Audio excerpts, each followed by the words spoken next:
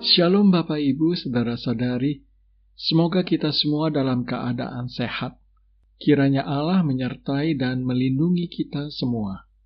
Firman Tuhan pada hari ini diambil dari 1 Petrus pasal 5 ayat 7. Serahkanlah segala kekhawatiranmu kepadanya, sebab Ia yang memelihara kamu. Berbahagialah setiap orang yang mendengarkan firman Tuhan dan memeliharanya. Bapak, Ibu, Saudara-saudari yang dikasihi oleh Tuhan Yesus Kristus, Mazmur pasal 56 ayat 4 mengatakan, "Waktu aku takut, aku ini percaya kepadamu." Perhatikanlah Bapak Ibu bahwa ayat ini tidak mengatakan, "Aku tidak pernah bergumul dengan rasa takut." Ketakutan pasti akan menyerang Bapak Ibu, dan pertarungan dalam hidup akan dimulai. Jadi Alkitab tidak pernah berasumsi bahwa orang percaya sejati tidak akan memiliki kecemasan. Sebaliknya, Bapak Ibu, Alkitab memberitahu kita cara berjuang ketika ketakutan dan kecemasan menyerang. Misalnya 1 Petrus pasal 5 ayat 7 yang tadi dibacakan. Saya akan bacakan kembali. "Serahkanlah segala kekhawatiranmu kepadanya, sebab Ia yang memelihara kamu." Ayat ini tidak mengatakan bahwa kita tidak akan pernah merasakan kecemasan apapun. Dikatakan bahwa ketika kita memiliki ketakutan dan kecemasan, serahkan kepada Tuhan. Ketika lumpur memercik kaca depan mobil kita, dan kita untuk sementara waktu kehilangan pandangan ke jalan, dan mulai menyimpang karena cemas, kita akan menyalakan wiper kita dan menyemprotkan air washer ke kaca depan mobil kita.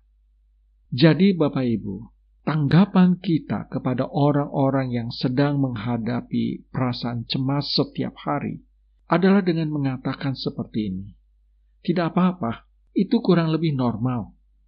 Setidaknya seperti itu bagi saya Bapak Ibu.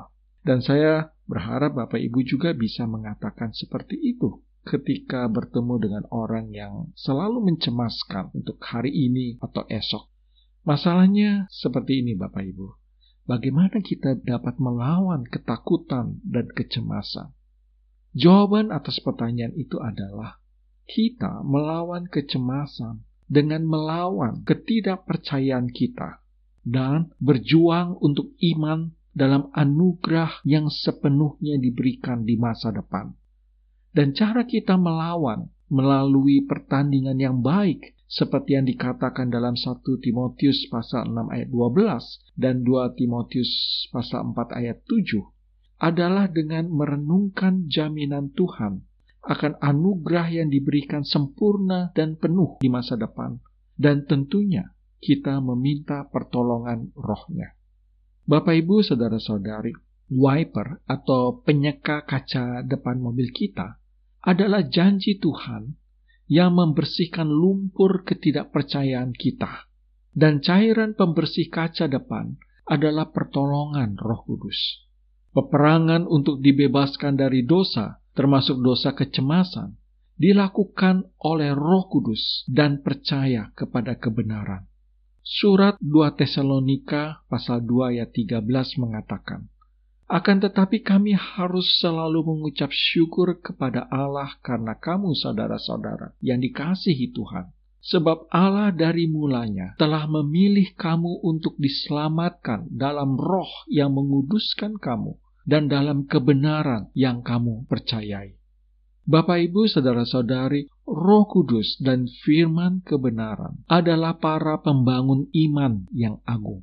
Tanpa karya Roh Kudus yang melembutkan, wiper atau penyeka dari firman Allah hanya mengikis gumpalan ketidakpercayaan yang membutakan di kaca depan kita. Kita memerlukan keduanya Bapak Ibu, yaitu Roh Kudus dan firman kebenaran. Kita membaca janji-janji Allah dan kita berdoa memohon pertolongan Roh-Nya. Dan saat kaca depan kita menjadi bersih, maka kita dapat melihat kesejahteraan yang Tuhan rencanakan kepada kita.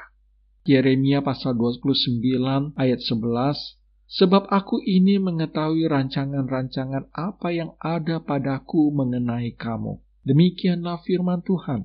yaitu rancangan damai sejahtera dan bukan rancangan kecelakaan, untuk memberikan kepadamu hari depan yang penuh harapan.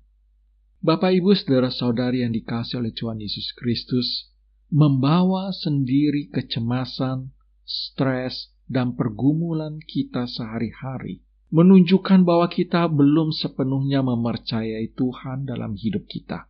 Kecemasan, Bapak Ibu, adalah bentuk kebanggaan pada diri sendiri. Tampaknya kita perlu mempertimbangkan bahwa sebenarnya kita membutuhkan kecemasan pada diri sendiri, Bapak Ibu, supaya kita sadar bahwa kita membutuhkan Tuhan dan mempercayakannya kepada Tuhan yang peduli pada umatnya. Kecemasan mungkin adalah cara orang Kristen untuk mau merendahkan diri.